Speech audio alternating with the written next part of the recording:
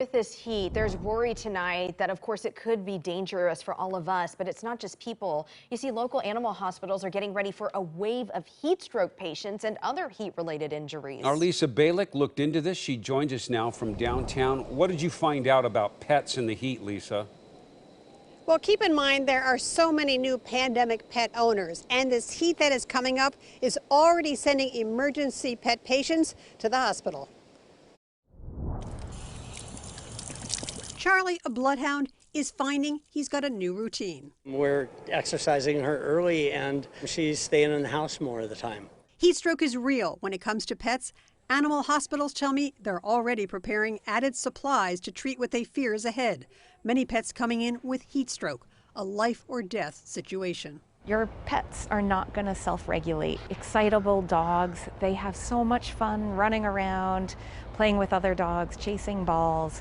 They will absolutely get themselves into trouble with too much exercise when the weather is hot. Signs your pet is in trouble is if they become lethargic, not interactive or alert, won't eat. There's also another way to check. If you look at their gums, they should be a nice, healthy bubblegum pink color, so exactly the same color as chewing gum.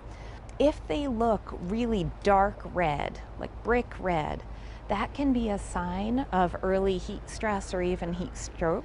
And try to prevent what's called high-rise syndrome. Pets jumping out of upper-level windows of homes or apartments. It does happen, ending with broken bones or death.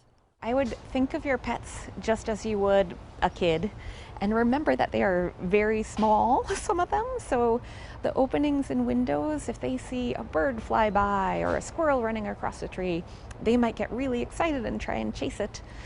So you do want to make sure that your windows are secured. And never leave your pet inside a car, even if the windows are down or the AC is on. The sun still turning it into an oven. I found out at Dove Lewis they have a dog in critical condition that was left in a car and the air conditioning was on. Now keep in mind, Oregon has a state law that was passed a few years ago that allows a Good Samaritan to break into a car where there's a pet or child inside who you perceive is in danger. You're also supposed to be calling the police either before or just after that happens. Again, that heat coming up, obviously water still a big issue. Far more water than your pet has ever been able to drink. Keep it available both inside and outside, and that hose handy to keep your pet cool. Live in downtown Portland, Lisa Balick, KOIN 6 News.